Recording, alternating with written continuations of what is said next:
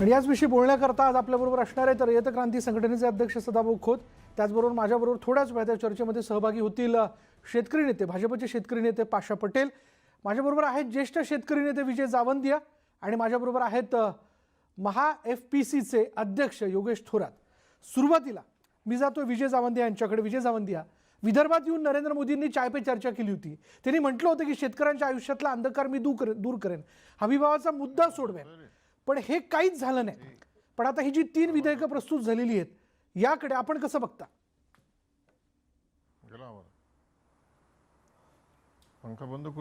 कदाचित विजय जावंदिया यांच्यापर्यंत आपला आवाज जात नाहीये। मी सदाभाऊ खोत यांच्याकडे जातोय। सदाभाऊ खोत, अगदी हाच प्रश्न आपल्याला या 3 विधेयकांकडे आपण कसं बघता? ही तिन्ही विधेयक शेतकऱ्याच्या दृष्टीनं स्वातंत्र्य 60-70 वर्षाच्या कालखंडामध्ये शेतकऱ्याला जोखडून ठेवलेला होता। त्याच्या पायामध्ये बेड्या घातलेल्या होत्या आणि त्या बेड्या तुटलेल्या आहेत आणि निश्चितपणानं मुक्तपणानं शेतकरी आता श्वास घेईल आणि त्याचा शेतमाल विकण्याचा अधिकार खऱ्या अर्थानं आज त्याला या विधेयकाच्या निमित्तानं मिळालेले आहे। त्याला जगाची दारं, देशांतर्गत राज्यांची दारं खऱ्या अर्थानं आज उघडी झालेली आहेत आणि निश्चितच हा एक ऐतिहासिक निर्णय आहे असंच या बाबतीमध्ये निश्चितपणानं बोलावं लागेल। आणि सर्व मार्केट कमिट्या यांच्या जाचातून खऱ्या अर्थाने शेतकऱ्याची मुक्तता केलेली आहे आणि उत्पादक ते ग्राहक अशी एक साखळी या देशामध्ये निश्चितपणानं भविष्य काळामध्ये उभा राहील आणि जे काही शेतकऱ्याला लाभ मिळायचा आहे तो या माध्यमातून जास्तीत जास्त मिळण्याचा मार्ग मोकळा झालेला आहे। वेगवेगळ्या राज्याची बंधनं त्यामुळं आज निखळून पडलेली आहेत आणि निश्चितच हे एक विधेयक ऐतिहासिक विधेयक आहे आणि हा क्रांतिकारक निर्णय असं म्हटलं तर वावगं ठरणार नाही। बरं, ठीक आहे। आपल्याला असं वाटतं की हा क्रांतिकारक निर्णय आणि हे तिन्ही विधेयक क्रांतिकारक आपल्या दृष्टीने आपल्याला वाटतात। मी जातो विजय जावंदिया यांच्याकडे। विजय जावंदिया, विदर्भात येऊन मोदींनी चाय पे चर्चा केली होती। त्यांनी म्हटलं की शेतकऱ्यांच्या आयुष्यातला अंधकार मी दूर करेन, हमीभावाचा मुद्दा आमच्या सरकारच्या कालावधीत सुटेल, असे बऱ्याच गोष्टी होत्या त्यांच्या बोलण्यातनं पुढे आल्या होत्या। पण आता प्रस्तुत झालेली ही 3 विधेयकं जी लोकसभेत मंजूर झाली ती तुम्हाला पटतायत का? तुम्ही सहमत आहात का? नाही, कसं झालं बघा, तुम्ही विदर्भातल्या चाय पे चर्चेचा उल्लेख केला। मोदी जी आहे ना, गेल्या 72 महिन्यात गोल पोस्ट बदलवतात शेतकऱ्यांबद्दलची। ते पहिले म्हणायचे निवडणुकीच्या आधी आम्ही तुम्हाला 50% नफा जोडून भाव देऊ, मग सत्तेवर आल्यावर सुप्रीम कोर्टात ॲफिडेव्हिट केलं की हे देता येत नाही, मग सांगितलं की शेतकऱ्यांचं उत्पन्न दुप्पट करू, ते करता आलं नाही तर निवडणुकीच्या आधी सांगितलं की आम्ही 50% नफा जोडून भाव देतो आहे, तर ते स्वामीनाथनांनी रिकमेंड केलेला C2 + 50% दिला नाही, A2FL दिला। आणि हे सगळं झाल्यानंतर दुसरं सरकार आलं आता आणि या सरकारमध्ये आता ते सुद्धा देता येत नाही म्हणून कोविडच्या पार्श्वभूमीवर यांनी हे 3 विधेयक आणलेले आहेत की जे 3 विधेयक काँग्रेसच्या कार्यकाळामध्ये त्याचे सगळे प्रयोग झालेले होते। त्या प्रयोगामध्ये सगळं अपयशी ठरलेलं आहे। मी तुम्हाला एक आठवण करून देतो की मार्केट कमिटीच्या बाहेर ITC नावाची कंपनी, बहुराष्ट्रीय कंपनी, ही सोयाबीन विकत घ्यायला आलेली होती मोठ्या उत्साहामध्ये। 3-4 वर्ष तिने खरेदी केली आणि मग आता हात वरती करून केव्हा निघून गेली कळलंच नाही हो। का तिने खरेदी केली त्यावेळेला जगाच्या बाजारात सोयाबीनचे भाव जास्त होते, आपले हमी भाव कमी होते म्हणून घेतली आणि अमेरिकेत सोयाबीनचे भाव पडले, आपले हमी भाव जास्त आहेत, ती हात वरती करून निघून गेलीत। आत्ता सदाभाऊ खोत म्हणत होते 3 विधेयकं असे आहेत, उत्पादक ते उपभोक्ता वगैरे वगैरे। मी सदाभाऊ खोतांना म्हणतो ना की हे 3 विधेयक चांगले आहेत ना, मग साखरेवर असलेला आयात कर काढून टाका, साखर निर्यातीला जी सबसिडी आहे ती काढून टाका आणि साखरेच्या बफर स्टॉक करता बिनव्याजी कर्ज आहे हे काढून टाका ना, आणि मग तुम्ही मत मागायला जा ना तुमच्या ऊस पट्ट्यामध्ये, मग लोक तुम्हाला मत देतात का? पहा, मला काय वाटतंय या परिस्थितीत आज जगाच्या बाजारात कोणत्याही शेतीमालाला भाव नसताना मार्केट कमिटीच्या बाहेर भाव मिळेल हे कसं काय होणार आहे? मग या 3 विधेयकासोबत मी एकच मागणी करतो आहे, याच्यावर चर्चा करा सदाभाऊ खोत, की मग असा एक कायदा करा, असा एक विधेयक करा की या देशामध्ये कोणताही सौदा मार्केट कमिटीच्या बाहेर हमी किमतीच्या कमी भावात होणार नाही. हमी किमतीच्या कमी भावात कोणताही शेतमाल आयात होणार नाही. फ्युचर मार्केटमध्ये कोणताही सौदा हा हमी किमतीच्या कमी होणार नाही. हे करता का? मी या तिन्ही कायद्याला पाठिंबा द्यायला तयार आहे. सदाभाऊ, आणि दुसरीकडे सदाभाऊ, प्रधानमंत्री उत्तर द्या. म्हणतात की दिशाभूल करतात आहेत. त्यांचा मंत्री राजीनामा देतो. हो, म्हणजे काय मंत्री दिशाभूल करतो आहे का? आणि दुसरं मी तुम्हाला अजून सांगतो की एकीकडे म्हणतात की बाजार समिती राहणार आहे, एकीकडे म्हणतात की हमी भावाची सुरक्षाही राहणार आहे. म्हणजे हे काय चाललेलं आहे हो? हे शेतकऱ्यांना खरी गरज आहे की ज्या प्रमाणात इतर लोकांची आमदानी वाढते त्या प्रमाणात शेतकऱ्यांची आमदानी वाढते की नाही. मला तुम्ही सांगा, 72 महिन्यात काँग्रेसपेक्षा वेगळं काय दिलेलं आहे? ज्या प्रमाणात रुपयाचं अवमूल्यन झालं, मुद्दा लक्षात आला. 75 रुपयाचा डॉलर आहे. विजय सावंतजी, ज्या मुद्दा प्रमाणात लक्षात आला. आपण पेट्रोल, आपल्या डिझेलचे प्रश्नाचं भाव उत्तर घेऊ वाढले, सदाभाऊंकडे. ज्या सदाभाऊ, प्रमाणात शहरी उत्तर द्या. लोकांची जे income मुद्दे वाढली, त्या प्रमाणात या विजय 72 सावंत यांनी महिन्यात मांडलेले आहेत त्यांनी म्हटलंय वाढलं का? की माझे हे प्रश्न आहे, अशा पद्धतीचे हे विधेयक करा. मी तिन्ही विधेयकांना पाठिंबा द्यायला तयार आहे. सर, याच्यामध्ये शेतकरी किंमत हमी आणि कृषी सेवा करार जे विधेयक आहे, या विधेयकामध्ये स्पष्टपणाने म्हटलेले आहे की शेतकरी कृषी व्यवसायिक कंपन्या, प्रक्रियादार, घाऊक व्यापारी, निर्यातदार आणि मोठ्या किरकोळ व्यापाऱ्याशी करार करून भविष्यात येणारा शेतीमाल निर्धारित केलेल्या दराला विकू शकेल. आता प्रश्न राहिला की हमी भावाच्या किमतीच्या खाली आम्ही शेतकऱ्याचा शेतमाल खरेदी करणार नाही अशी हमी देणार का? आणि आदरणीय पंतप्रधान नरेंद्र मोदी साहेबांनी स्पष्ट केलेलं आहे की आधारभूत किमतीच्या जर खाली भाव गेले शेतमालाचे तर पूर्वीप्रमाणेच सरकार खरेदी करेल, त्याच्यामध्ये हस्तक्षेप करेल आणि शेतकऱ्याला आधारभूत किंमत देण्याची सरकार हमी घेत आहे, हे त्यांनी स्पष्ट केलेलं आहे. नाही, पण सदाभाऊ, पहिल्या विधेयकाप्रमाणे अत्यावश्यक वस्तू कायदा, पहिल्या विधेयकाप्रमाणे सरकारवरचं किमान हमीभाव देऊन शेतमाल खरेदी करण्याचं बंधन त्यांच्यावर राहणार नाही. शेतकऱ्यांच्या माल विक्रीच्या किमतीत सरकार काही हस्तक्षेप करणार नाही असं एकूण यावरनं दिसून येत आहे. नाही, याच्यामध्ये हा अपप्रचार केला जातो की जर शेतकऱ्याला आपला माल विकायला जर योग्य किंमत आहे असं वाटलं तर शेतकरी समोरच्या व्यापाऱ्याबरोबर करार करेल.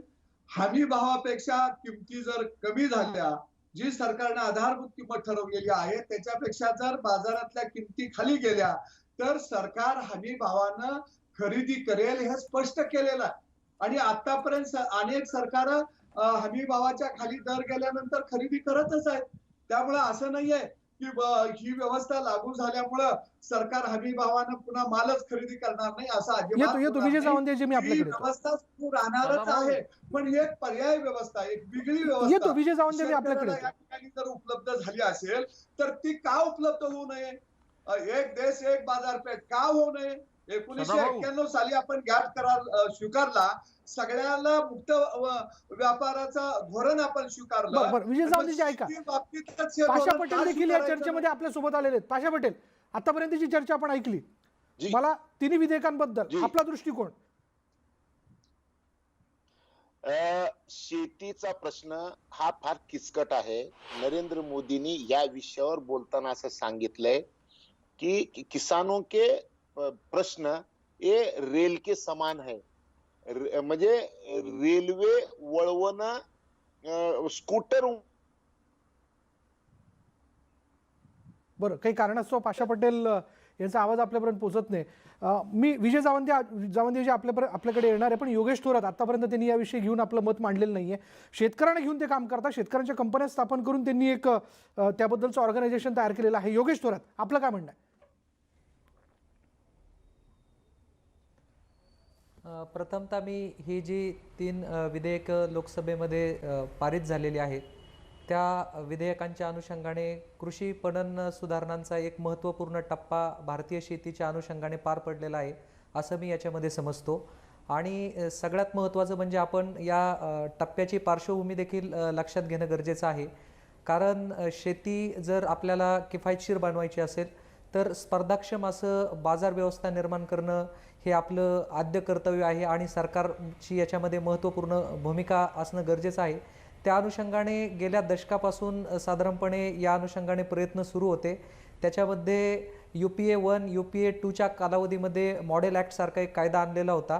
त्यानंतर पुढच्या टप्प्यामध्ये मोदी सरकारच्या पहिल्या टप्प्यामध्ये देखील एक महत्त्वपूर्ण कायदा देखील केंद्र शासनाने आणलेला होता, परंतु त्याची वस्तुस्थितीला आधारित अंमलबजावणी करणं शक्य होत नव्हतं आणि दुर्दैवाने कोरोनाचं पूर्ण संकट देशावरती ओढावलं आणि या संकटाच्या अनुषंगाने शेती आणि शेतकऱ्यांना ज्या पुरवठा साखळ्या खंडित झालेल्या होत्या त्या जर आपल्याला स्ट्रीमलाईन करायच्या असतील तर त्यासाठी काही महत्त्वपूर्ण निर्णय जे वेगवेगळ्या पण स्तरावरती योगेश घेतले तोराजी, जात या होते, तिन्ही विधेयकांना त्या आपला अनुषंगाने पाठिंबा आहे जी का? विधेयकं पारित झाली, तिन्ही विधेयकांना पाठिंबा म्हणण्यापेक्षा ही तिन्ही विधेयकं शेतकऱ्यांच्या दृष्टिकोनातून त्यांची स्पर्धा क्षमता वाढवण्याच्या दृष्टीने अत्यंत महत्त्वपूर्ण आहेत. कारण गेल्या दशकभरापासून ज्या काही शेतकऱ्यांच्या अडचणी होत्या त्या अडचणी सोडवण्याचा याच्यामध्ये प्रामुख्याने प्रयत्न झालेला आहे. तर त्या अनुषंगाने याची आता अंमलबजावणी कशी करायची, कारण आता जी आपण मूल्य साखळीचा जो विचार करतोय, मूल्य साखळीवरती आधारित ह्या तिन्ही विधेयकांची रचना करण्यात आलेली आहे. त्यामुळे फक्त याच्यामध्ये खाजगी क्षेत्राला प्राधान्य दिलं जातंय किंवा आणखी कोणाला प्राधान्य दिलं जातंय अशी वस्तुस्थिती नाही आहे.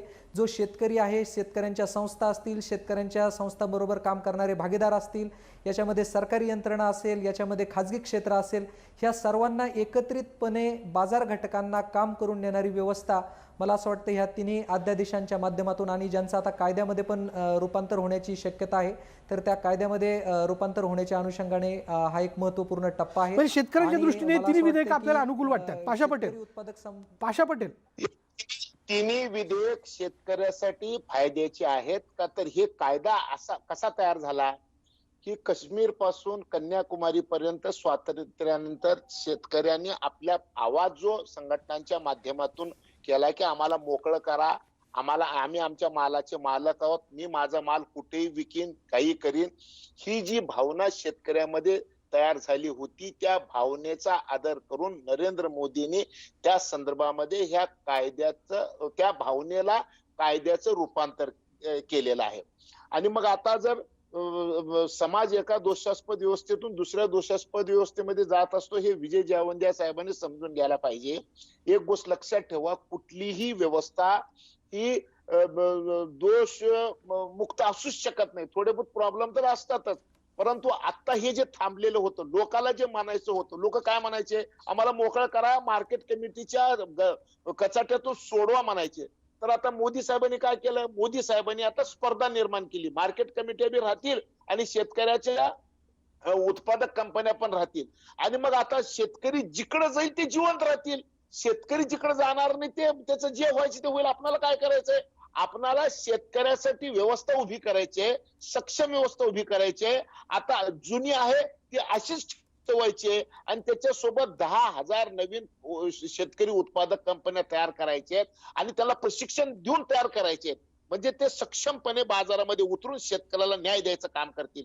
आता दोन व्यवस्था जर झाल्या तर आम्ही आणि विजय जावंदे आम्ही दोघांनीही आयुष्यभर एक गोष्ट सांगितली की स्पर्धा झाली की ग्राहकाचा फायदा होत असतो. अरे स्पर्धा होऊ लागलेली आहे, उद्या ना स्पर्धेमध्ये जो टिकेल तो टिकेल. या स्पर्धेमध्ये शेतकऱ्याचा फायदा. आपले काय प्रश्न आहेत? हे बघा, पाशा पटेल आणि सदाभाऊ खोत यांना काय प्रश्न आहेत आपले? पाशा पटेलांना हे बघा, पाशा पटेल आणि सदाभाऊ खोत यांना राजकारणाकरता मोदीजींचं समर्थन करायचंय करा. मी काही मोदीजींचा समर्थक नाही, मी मनमोहन सिंगांचा समर्थक नाही, मी शेतकऱ्यांचा समर्थक आहे. FPOच्या गोष्टी करतात.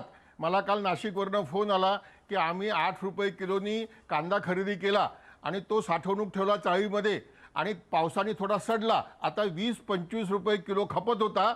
तर मोदीजींनी जीवनावश्यक वस्तूचा कायदा रद्द केला पण कांद्यावरची निर्यात बंद केली. आता मला तुम्ही सांगा, एकदा म्हणता तुम्ही आम्ही जीवनावश्यक वस्तू कायदा रद्द करतो आहे, त्याच्यामुळे लोक इन्व्हेस्टमेंट येईल, कोल्ड स्टोरेज येईल, गोडाऊन होतील, भांडवल येईल, शेतमाल विकत घेऊन स्टोअर केलं जाईल आणि तुम्ही थोडेसे भाव वाढले तर काय तुम्ही निर्यात बंद करता आहात? कसं काय हे मला समजत नाही. पाशा पटेलजी, जाऊ द्या हो उत्पन्न दुप्पट करणं. तुम्ही कृषी मूल्य आयोगाच्या अध्यक्षांना बोलवलं होतं तुमच्याकडे, अशोक गुलाटींना. शेतमजुराची मजुरी दुप्पट करा ना. 72 महिने झाले ना तुमचं सरकार आहे, आणि शेतमजुराची मजुरी दुप्पट करा. ती दुप्पट मजुरी हिशेबात घेऊन शेतीमालाचे भाव ठरवायला सांगा कृषी मूल्य आयोगाला. ते बाजारात मिळत नसतील तर PM किसान सन्मान निधीमधनं तेवढे पैसे आम्हाला द्या. आम्ही तुम्ही म्हणाल त्या सगळ्या कायद्यावर सही करायला तयार आहे. कृपा करून गोल्ड पोस्ट बदलवू नका. जगात कुठेही भाव नाही पाशा पटेल. आज कापसाचा भाव काय आहे जगात? तुम्ही चांगला FPO तयार केला. मी कापूस उत्पादकाचा FPO तयार केला. कापूस निर्यात खुली आहे, निर्यात केला तरी 4,500 रुपयाच्या वरती मी भाव देऊ शकत नाही. मग हे 3 कायदे करून शेतीमालाच्या भावाचा प्रश्न सुटणार आहे का? म्हणून मी काय म्हटलं, मी या 3 कायद्याचा विरोध करत नाही. हे 3ही कायदे काँग्रेसच्या राज्यामध्ये याचे प्रयोग झालेत, ते असफल ठरलेत. पेप्सी कोला पंजाबमध्ये आली होती कॉन्ट्रॅक्ट फार्मिंग करता. बटाटा टोमॅटोचं कॉन्ट्रॅक्ट फार्मिंग केलं, हात वरती करून पेप्सी कोला निघून गेली. ITCचं उदाहरण मी दिलं. मला असं वाटतंय नरेंद्र मोदी साहेबांना आता A2FL वर सुद्धा 50% भाव देता येत नाही, कारण सरकारची जबाबदारी वाढते आहे. आज राजस्थानमध्ये बाजरीला हमी भाव नाही, मक्याला हमी भाव नाही, कापसाला हमी भाव नाही, तूर मूग पाशा उडद पटेल. सरकारला खरेदी करावं लागत आहे. प्रश्न बदलला आहे. एका दोषास्पद व्यवस्थेतनं दुसऱ्या दोषास्पद व्यवस्थेत आता हमी भाव सुद्धा जो कमीत कमी भाव होता त्याच्याकरता शेतकरी कधी आंदोलन करत नव्हतं, पण आज हमी भाव सुद्धा मिळत नाही म्हणून आंदोलन करावं लागतंय. बरं बरं, आपला मुद्दा लक्षात आला विजय सावंत याचे. आपण थेट उत्तर घेऊयात पाशा पटेल आणि त्याच्यानंतर मी सदाभाऊंकडे जातो. आयात कर रद्द करा, साखर निर्यात पाशा पटेल बोला तुम्ही, रद्द बोला. करा हे हिमतीनं आणि जा 3 कायदे घेऊन. विजूभाऊ 1 मिनिट ऐकून घ्या. विजूभाऊ, लोकांची भावना होती काहीतरी बदल व्हायला पाहिजे. लोकांचं म्हणणं असं होतं की आम्हाला मार्केट कमिट्याच्या या खाटकाच्या तावडीतून वाचवा असं लोक म्हणायचे.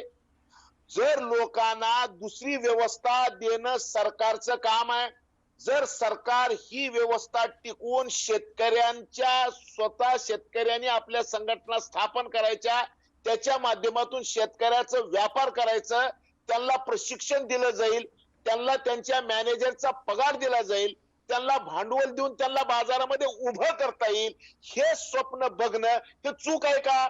जर तुम्हाला व्यवस्थेमध्ये काहीतरी बदलाव करायचा असेल, असलेली सडलेली व्यवस्था जर समजा त्याला पर्याय जर तुम्ही नाही दिला तर मग होणार आहे काय? असंतोषच होणार आहे. आणि म्हणून नरेंद्र मोदींनी हाय ती व्यवस्था टिकवून दुसरी प्रभावी व्यवस्था निर्माण करण्याचं काम केलेलं आहे. तुम्ही जे पेप्सीचं वगैरे वगैरे जे उदाहरण दिलेले आहेत, मागच्या चुका सुधारण्याचं काम जर केलं जाणार असेल तर त्याच्यामध्ये चुकीचं असायचं काही कारण आहे का? चूक असायचं काही कारण आहे का? काहीतरी तुम्हाला करावं तर लागेल ना. प्रामाणिकपणे आपण सगळ्या म्हणजे देशातल्या शेतकऱ्यांनी ज्या ज्या गोष्टी मागितलेल्या आहेत त्या धोरणात्मक दृष्ट्या तरी किमान लोकसभेमध्ये प्रयत्न करतात विजय सावंतजी. आपण थोडी संधी तर देऊयात, वेळ तर देऊयात त्यांना. बिलकुल. आणि मी काय म्हणतो, पहिलं तुम्ही विजय सावंतजी बोला. नाही 1 मिनिट आहे का, मला विजय जावंद्या साहेबांना एक विचारायचंय की पहिल्याच्या काळामध्ये काँग्रेसच्या काळामध्ये या सगळ्या गोष्टी आपण बोलत असताना रस्त्यावर गेले की मार खात होतो. त्यावेळेस जर लोकसभेमध्ये अशी चर्चा जर झाली असती तर आज ही हाल झाली असती का? म्हणून मी विजयभाऊंना सांगतो, विजयभाऊ तुम्ही आम्ही ज्या भावना व्यक्त केल्या होत्या त्या भावनेच्या आधारे 100% तुमचं समाधान होणार नाही, परंतु नक्कीच एक सांगतो की या देशाच्या समाधानाच्या दिशेनं नरेंद्र मोदी साहेबांनी हे 3 विधेयक आणलेले आहेत. पुढलं पाऊल टाकलं त्यांनी, पुढलं पाऊल टाकलंय 3 विधेयकाच्या माध्यमातून. विजय सावंतजी, मला नंतर सदाभाऊ खोत यांच्याकडे जायचंय. विजयजी पण आपल्या सोबत आहेत. बोला थोडक्यात बोला. नाही बघा, सदाभाऊ खोतांनी शरद जोशींचा फोटो लावलेला आहे. शरद जोशींची ही कृषी नीती 1990 साली त्यांनी प्रकाशित केली VP सिंगांच्या वेळेला. या कृषी नीतीमधलं मी एकच वाक्य वाचून दाखवतो. ते म्हणतात, the price band should ideally be above 40 to 60% above present support price. Support प्राइसच्या 40% कमी बाजारात भाव झाले तर आयात सुरू करायची, आणि सपोर्ट प्राइसच्या 60% वरती भाव झाले तर आयात सुरू करायची, 40% भाव झाले तर निर्यात सुरू करायची. म्हणजे सरकारचा हस्तक्षेप मान्य केलेला होता. शरद जोशींनी VP सिंगांकरता केलेली पॉलिसी त्याच्यामध्ये सरकारचा हस्तक्षेप मान्य करतात आणि मग बदलतात. मला असं वाटतंय की आज जगात कुठेही शेतकरी हा सरकारच्या हस्तक्षेपाशिवाय जगत नाही. अमेरिकेने या 3 वर्षात $12 बिलियन, $16 बिलियन आणि $19 बिलियन अतिरिक्त सबसिडी दिलेली आहे. पाशा पटेलजी, सबसिडीचा मुद्दा न बोलता तुम्ही शेतकऱ्यांना स्वप्नसुंदरीसारखं स्वप्न दाखवून निवडणुका जिंकाल हो, 6,000 रुपये देऊन PM किसानमध्ये, पण सबका साथ सबका विकास होणार नाही. हे मी स्टॅम्प पेपरवर लिहून देतो आणि आपण जिवंत असताना हे पाहूया ना. मला काय म्हणायचंय पाशा भाऊ, नरेंद्र मोदींची स्तुती करा हो, पण नरेंद्र मोदी 14 वर्ष गुजरातचे मुख्यमंत्री होते आणि शेती राज्याचा विषय होता, हेही विसरून चालणार नाही. नुसतं काँग्रेसला दोष देऊन जमणार नाही. आम्ही सगळेच दोषी आहोत त्याच्याकरता. की वॉशिंग मशीन असेल, लॅपटॉप असेल, मोबाईल असेल किंवा परकीय गुंतवणूक आली की आपण डोल लगेच पिटायला सुरुवात करतो आणि ह्या सगळा माल बाहेरून येतो, गुंतवणूक होती, त्याच्यातनं रोजगार वाढतो म्हणून आपण नगारे पिटतो. मग शेतीमध्ये का गुंतवणूक होऊ नये? आज शेतीमध्ये गुंतवणूक का होत नाही? तर जर एखाद्यानं वेअरहाऊस उभा केला आणि त्याच्यामध्ये माल जर साठवला आणि जर महागाई वाढली तर त्या गोडाऊनावरती धाडी घातल्या जातात, तो माल जप्त केला जातो. पण या नव्या धोरणामुळं साठवणुकीवरची बंधनं हटलेली आहेत. म्हणजे कोणी माणूस जर व्यापार करायला आला तर त्याला शाश्वतपणा त्या ठिकाणी किंवा हमी त्या ठिकाणी द्यावी लागेल आणि ती हमी या कायद्याच्या माध्यमातून मिळत असल्यामुळं अनेक लोक खरेदीसाठी शेतकऱ्याच्या बांधावरती जातील, शेतकऱ्याच्या दारामध्ये जातील आणि मार्केट कमिट्या आम्ही मोडणार आहोत असं कुठेही म्हटलं नाही. 70 वर्ष मार्केट कमिट्यांना स्वातंत्र्य दिलेलं होतं.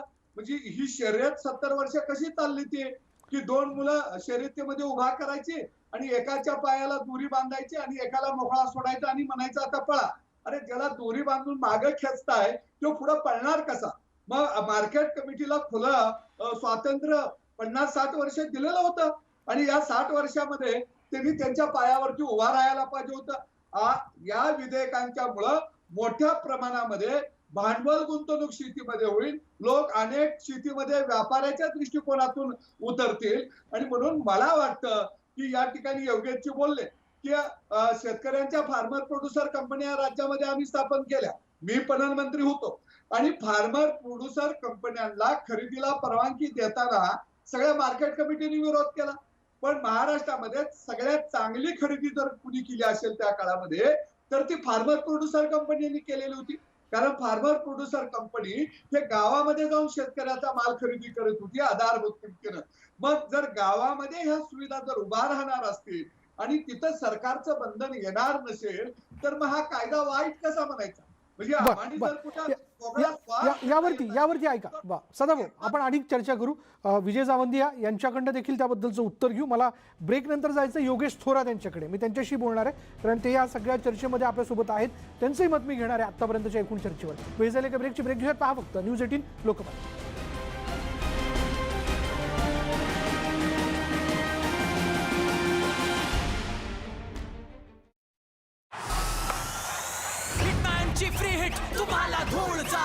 पीसीचे अध्यक्ष योगेश थोरात पण आहेत. ब्रेक नंतर थेट मी त्यांच्याकडे जातोय. मग इतर मी सगळ्या आपल्या पाहुण्यांकडे जाणार आहे. योगेश थोरातजी, आपण असं म्हणलं की ही तिन्ही विधेयक काय म्हणूयात की पुढलं पाऊल आहे, शेतकऱ्यांच्या हिताच्या दृष्टीने पुढलं पाऊल आहे, पण मुद्दा आहे अंमलबजावणीचा.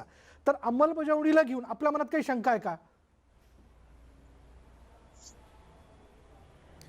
प्रथमतः मी तीनही कृषी अभ्यासक आणि धोरणकर्त्यांचं आभार व्यक्त करतो की सगळ्यांचा या धोरणांना एक पाठिंबा आहे. विरोधाचा कोणताही याच्यामध्ये मुद्दा नाही. आणि जो आपण प्रश्न विचारलेला आहे अंमलबजावणीचा, तर मी पहिल्या अत्यावश्यक सेवा कायद्याच्या अनुषंगाने जर आपण विचार केला तर त्याच्यामध्ये स्टॉक लिमिट आणि एक्सपोर्ट बॅन किंवा ह्या जर 2 गोष्टींचा विचार केला तर स्टॉक लिमिटच्या अनुषंगाने खूप स्पष्टता आत्ता प्रथमतःच याच्यामध्ये आलेली आहे. जो हॉर्टिकल्चर प्रोड्यूस आहे, फलोत्पादन जे आहे, त्याच्यामध्ये जर स्टॉक लिमिट लावायचं असेल तर आत्ताच्या ज्या किमती चाललेल्या आहेत त्याच्या जर 100% किमतीमध्ये वाढ झाली तर स्टॉक लिमिट लावता येईल. जर धान्य आणि इतर जो शेतमाल आहे त्याच्यामध्ये 50% जर सध्याच्या किमतींपेक्षा वाढ झाली तर स्टॉक लिमिट लावता येईल. आणि ज्या निर्यात बंदी सारखे विषय आहे त्याच्यामध्ये जर आपत्कालीन परिस्थिती उद्भवली तरच केंद्र शासन याच्या संदर्भात निर्णय घेईल. मला असं वाटतं व्यापार करण्याच्या दृष्टिकोनातून, शेतकऱ्यांच्या दृष्टिकोनातून ही एक प्रथमतःच कायद्याच्या अनुषंगाने एक बाब समोर येते. दुसरा मुद्दा जो याच्यामध्ये चर्चेला येतोय, मला असं वाटतं की प्रथमतः कोणताही राजकीय विधिविनेश न बाळगता याच्यावरती समर्पक चर्चा होणं आणि पर्यायी व्यवस्थेच्या अनुषंगाने चर्चा होणं खूप अपेक्षित आहे. याच्यासाठी खूप आपण ऐतिहासिक संदर्भामध्ये 2 दशक 3 दशक मागे जाऊन चर्चा करणं अपेक्षित नाहीये. याच्यामध्ये आत्ताच्या घडीला आत्ताची परिस्थिती काय आहे आणि त्याच्यावरती ह्या अध्यादेश किंवा कायद्यांच्या अनुषंगाने कोणत्या उपाययोजना याच्यामध्ये निर्माण होणार आहेत. महाराष्ट्र राज्याचा जर आपण विचार केला तर मला असं वाटतं की कृषी बाजार समित्या ही एक मोनोपॉली असणारी एक व्यवस्था फक्त आत्ताच्या घडीला आपल्याला शेतकऱ्यांना बाजार व्यवस्था म्हणून उभी आहे. परंतु जर असे अनेक पर्याय जर आपल्याला उभे झाले निर्माण झाले तर खऱ्या अर्थाने शेतकऱ्यांना स्पर्धा क्षमता निर्माण होणार आहे. आणि हे जे तीनही कायदे आहेत, तीनही जे अध्यादेश होते जे आता बिलच्या स्वरूपात आलेले आहेत, पणन सुधारणा बिल्स म्हणून समोर येत आहेत, त्याच्यामध्ये जो कृषी सेवा आणि किमतींचा ॲश्युरन्स देणारा जो एक बिल आहे आणि दुसरं बिल म्हणजे शेतमालाच्या व्यापाराच्या संदर्भात वाणिज्याच्या संदर्भातलं जे बिल आहे. तर हे दोनही बिल एक पर्यायी व्यवस्था निर्माण करण्याच्या अनुषंगाने खूप स्पष्टता आत्ताच्या घडीला देत आहेत. त्याच्यामुळे याचं खाजगीकरण होणार का, व्यापारीकरण होणार का, असा कोणताही याच्यामध्ये मुद्दा नाहीये. भांडवली व्यवस्था शेतीमध्ये गुंतवणूक करणार का, कारण आपल्या सर्वांना याची कल्पना आहे की शेती क्षेत्र हे अगोदरच खूप तोट्यामध्ये काम करते आणि कोणताही व्यापारी आणि उद्योजक तोट्यामध्ये गुंतवणूक करणार नाहीये. जर गुंतवणूकदारांना याच्यामध्ये गुंतवणूक करायची असेल तर खऱ्या अर्थाने मूल्यवर्धन साखळीचे वेगवेगळे पर्याय, पणन व्यवस्थेचे वेगवेगळे पर्याय याच्यावरती समर्पक अभ्यास करून शेतकऱ्यांना आणि जे कोणी बाजार घटक याच्यामध्ये असतील, याच्यामध्ये शेतकरी असेल, शेतकऱ्यांच्या संस्था असतील, याच्यामध्ये काम करणारे त्यांना मार्गदर्शन केलं पाहिजे असं आपल्याला. पाशा पटेल, तिसरं विधेयक त्यातला एक महत्त्वाचा मुद्दा ज्याबद्दल मोठी चर्चा होताना दिसते, FAPAFS द्वारे सरकारने मोठ्या कंपन्यांना शेती करण्याचा मार्ग मोकळा केलाय. मोठ्या कंपन्या शेतीत आल्यास त्याचा शेतीवर आणि शेतमालावर विपरीत परिणाम होऊ शकतो. जे अमेरिकेत घडलं ते भारतात होऊ शकतं अशी एक भीती आहे. जरा काय नेमकं त्याबद्दल आपण काय सांगाल? नाही, आता मला सांगा, शेतीचे लहान लहान तुकडे झालेले आहेत.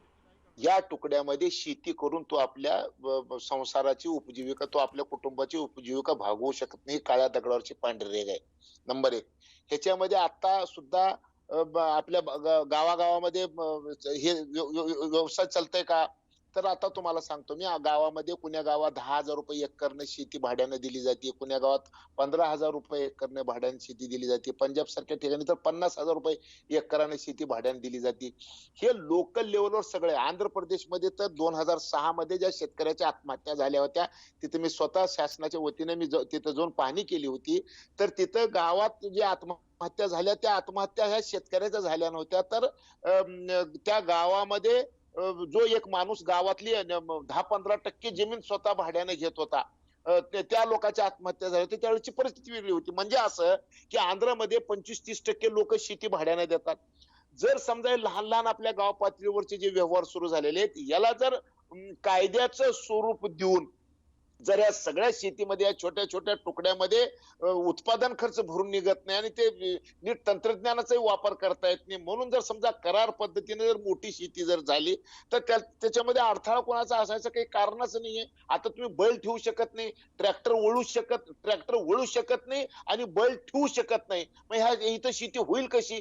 तर ही आता तर लोकसंख्या वाढल्यामुळे, जमिनीचे तुकडे झाल्यामुळे हे सगळे प्रश्न तयार झालेले आहेत. या सगळ्या प्रश्नावर उपाय काय? या सगळ्या प्रश्नावर उपाय आहे की हे आता नवीन जे भाडे तत्वावर तुम्हाला शेती घेण्यासाठी कायद्याचं तुम्हाला आरक्षण केलेलं आहे कायद्याच्या प्रमाणे.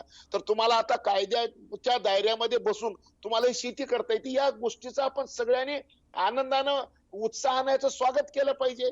तर हे नवीन एक पर्याय आला, तुम्हाला 2 पैसे मिळणार आहेत, तुमची शेती फायद्यात होणार आहे. दुसरी गोष्ट एक लक्षात ठेवा की अशा पद्धतीने आता शेती तोट्यात आहे म्हणून आपण रोज आंदोलन करतो, परंतु मला जर सांगा की असे मोठे मोठे लोक जर आले तर शेती तोट्यात राहणार नाही का? तर त्यांची शेती करण्याची पद्धत वेगळी राहणार आहे. आपण काय करतो, गावात शेतमाल तयार झाला की तो त्याला ना उधळतो, ना पाकडतो, ना पॅकिंग करतो, नीट नेऊन बाजारात घालतो. उद्या जर या सगळ्या कंपन्या जर शेतीमध्ये आल्या तर ते प्रोसेसिंग करतील, ग्रेडिंग करतील, पाशा पटेलजी, म्हणजे हे तुम्हाला अनुकूल वाटतंय? आपल्याला हे अनुकूल वाटतं की बाहेरच्या कंपन्या जर इथे येतात शेती करण्यासाठी तर ते शेतकऱ्यासाठी फायदेशीर असणार आहे. आपल्याबरोबर दिल्लीवरनं या चर्चेमध्ये संदीप दास आपल्यासोबत सहभागी होत आहेत. ते देखील शेतीतज्ञ, या तिन्ही विधेयकांचा अभ्यास त्यांनी केलेला आहे जो मांडला गेलेला आहे. त्यांना आपण विचारत, संदीप दास जी, आपका क्या कहना है?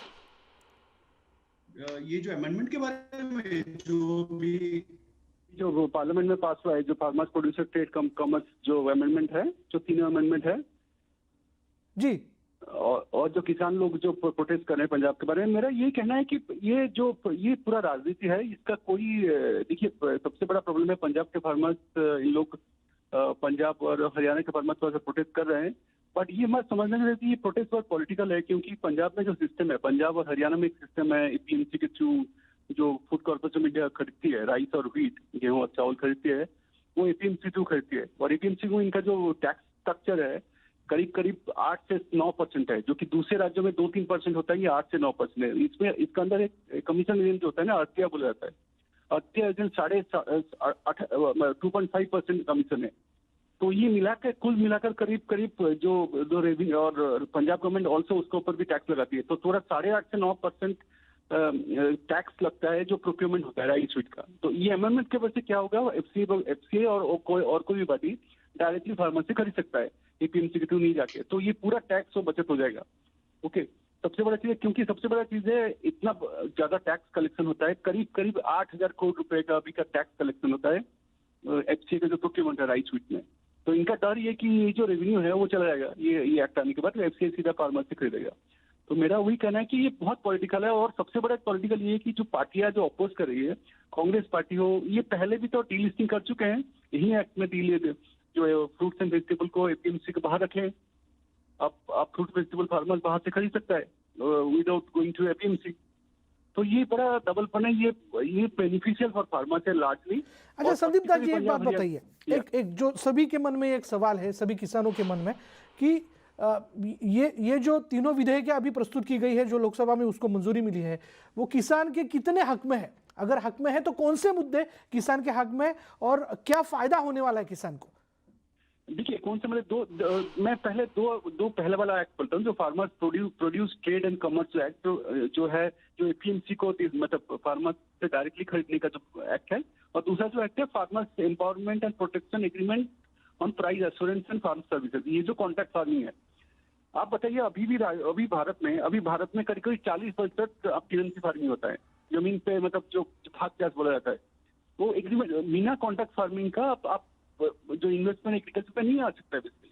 अभी भी आप बहुत सारी जगह में देखोगे कंपनियां डायरेक्टली फार्मर से करके एक्सपोर्ट करती है प्रोड्यूस. तो ये पूरा किसान के लिए फायदा है. तो एक लेयर जो कमीशन एजेंट जो थे ना, जो मोनोपोली था कमीशन का, वो खत्म हो जाएगा बेसिकली, और वो कंपटीशन आगे. ये कोई नहीं बोला कि एपीएमसी को बंद कर दो, एपीएमसी मार्केट और वासी मंडी और आजमपुर मंडी दिल्ली बंद कर दो, ये कभी नहीं कोई कह रहा है. और एक नया प्लेयर आएंगे, डायरेक्टली खरीदना शुरू करेंगे, तो कंपटीशन आगे एफिशिएंसी बढ़ेगा एपीएमसी मंडी का. जी, यही कह रहे हैं फार्मर. हाँ, मतलब जी और आपसे बात करेंगे, पण वेळ झाली यानंतर ब्रेकची, आणि ब्रेक नंतर मग मी जाणार आहे थेट विजय जावंदे यांच्याकडे. त्यांना देखील काही मुद्दे या ठिकाणी मांडायचे आहेत. घेऊयात एक ब्रेक. पहा फक्त न्यूज 18 लोकमत.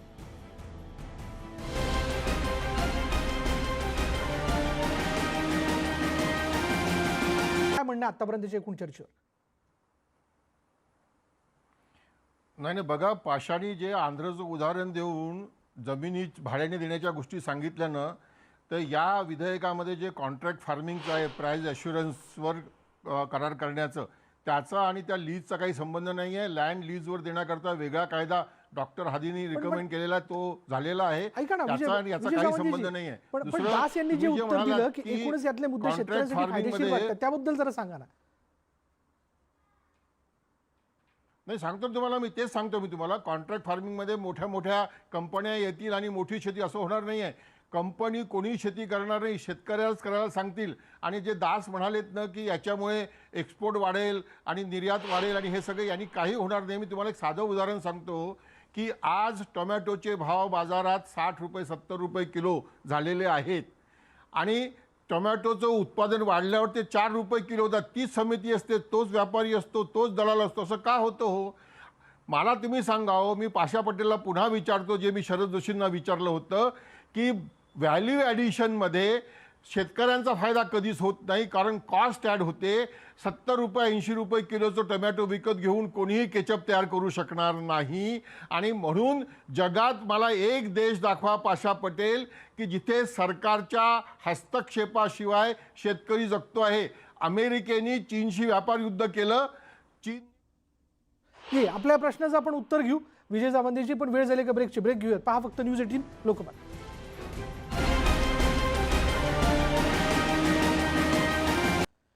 आणि ब्रेकनंतर आपलं सगळ्यांचं स्वागत. शेतमालाचं व्यापारीकरण या विषयाला घेऊन आज आपण चर्चा केली आणि विविध पाहुणे आपल्यासोबत होते. आपल्या सगळ्यांचे धन्यवाद. आपण आपापले मुद्दे या ठिकाणी मांडले. जाता जाता थोडक्यात मला एवढंच म्हणे या सगळ्या याच्यातनं की या 3 विधेयकांना घेऊन जे लोकसभेत मंजूर झालेली त्याला घेऊन आता शेतकऱ्यांमध्ये काही समज गैरसमज असावेत. जर हे एक पाऊल पुढे आहे तर शेतकऱ्यांचा फायदा यामध्ये नेमका काय हे त्यांना व्यवस्थिशीर सोप्या भाषेत समजून सांगणं आवश्यक आहे. आणि जर यामध्ये काही नुकसान असेल तर आत्ताच ते लक्षात घेऊन खरं तर याबद्दल काय त्याच्यात बदल करता येईल या दृष्टीने देखील मोदी सरकारने विचार करावा. यानंतर इथेच थांबूयात. पहा फक्त न्यूज 18 लोकमत.